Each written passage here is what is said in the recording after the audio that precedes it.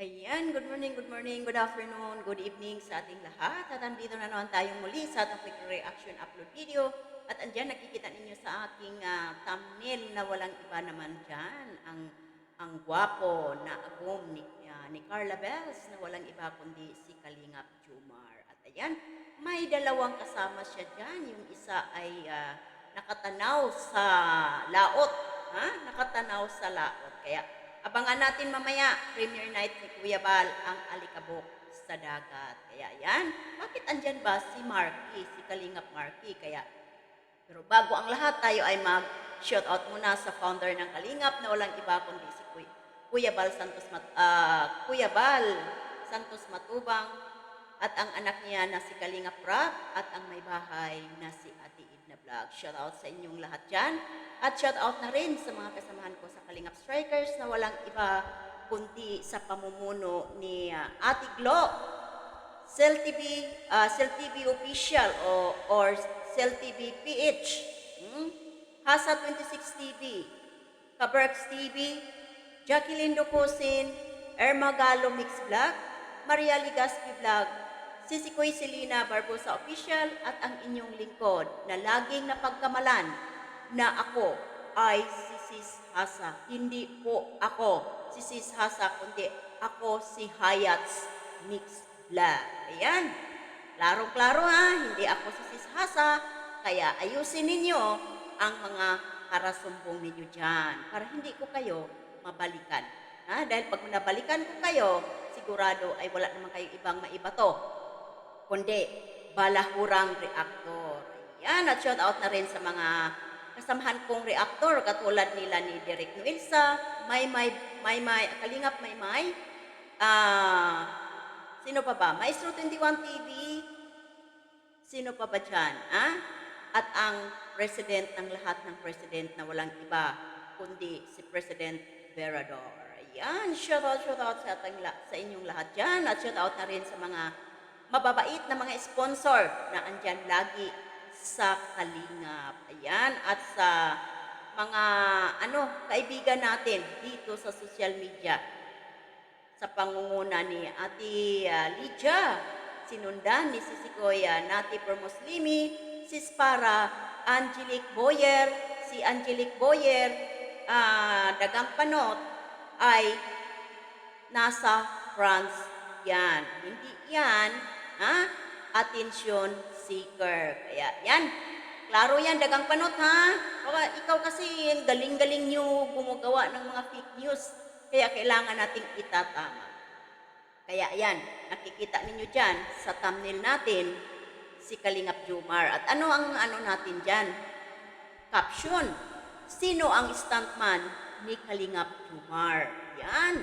At ayan, nasa gitna, who is he? Ayan, ano ang papel niya dito sa alikabok sa dagat? Kaya abangan natin yan mamaya sa premiere ni Kuya Bal kung ano ang kahinatnan sa kwento na to. Pero ito, na nireactionan ko ito, credit ito kay President Verador sa behind the scene niya upload kanina.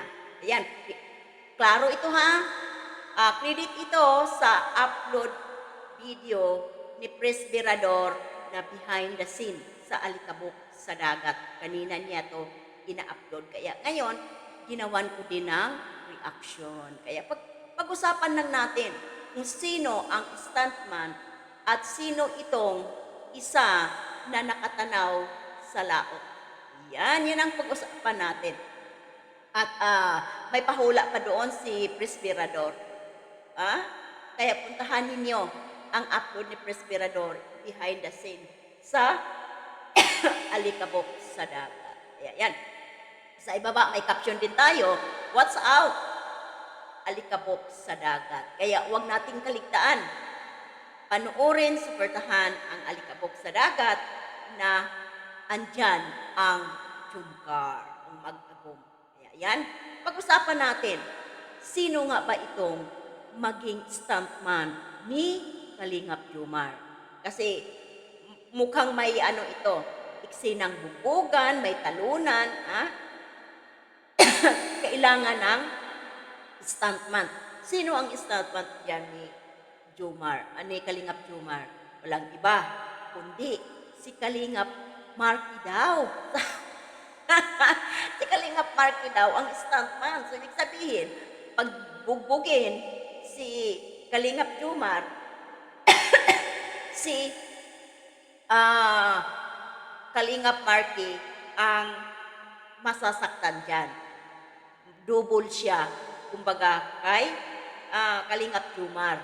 O, di ba maganda? Kung tatalon, kunwari, tatalon si Kalingap Jomar, pero si Kalingap Marky ang tatalon. Kaya abangan natin ito kung saan talaga patungo ang kwento na to na gawa, sariling gawa ni Kuya Bal. Ayan, tingnan ninyo naman si Kuya Bal, mapaglaro ang isipan. Kaya nabuo niya ito, alikabok sa dagat.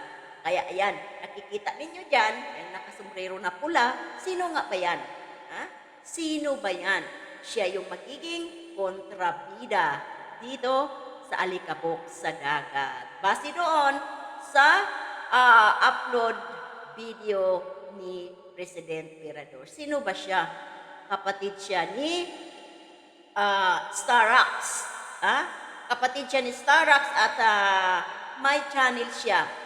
Panoorin ninyo para alamin ninyo ang channel nitong kapatid ni Starax. At suportahan din natin dahil kasama siya dito sa alikabok sa dagat. Siya yung magiging kontrabida. O, di ba? Kaya yan, kapatid siya ni Starax ang magiging kontrabida dito sa alikabok sa dagat. Pero ang ang pinaka-highlight ay si Kalingap Marky, ang stuntman ni Kalingap Jomar. Ayan, kaya andyan lang siya sa likuran ni Kalingap Jomar. O, di ba? Ang gwapo ni Kalingap Jomar dyan. O, di ba? O, kayo, mga basher dyan. O, kaya abangan natin mamaya ang alikabok sa dagat. Hindi man natin napanood ang Jumcar sa channel ni Kalingap Rab, pero mapanood naman natin dito kay Kuya Bal sa pamagitan ng alikabok sa dagat. Ayan, at doon sa episode 2 ay andoon si Madam nakatulog sa sasakyan. Kaya abangan natin kung ano nga ba talaga ang kahinatnan nitong pinto na to sa pagpasok nitong dalawang mag-agong. Diyan ata iikot ang kwento dito sa alikabok sa dagat. Di ba? Diyan iikot ang kwento. Kaya abangan natin at suportahan natin ang nag-iisang Kuya Bal Santos Matubang. Kaya yan, Marky, manda ka na dahil ikaw ang double ni Kalingap Jomar. Handa ka na ba sa bugbugan at talunan? Kaya ayan, nalalaman ninyo kung sino ang stuntman o double ni Kalingap Jomar. Walang iba, ang Kalingap Marky. Ayan, suportahan natin mamaya ng alas 8 ng gabi ang premiere ng Alikabok sa Dagat. Kaya yan, bye-bye and God bless sa ating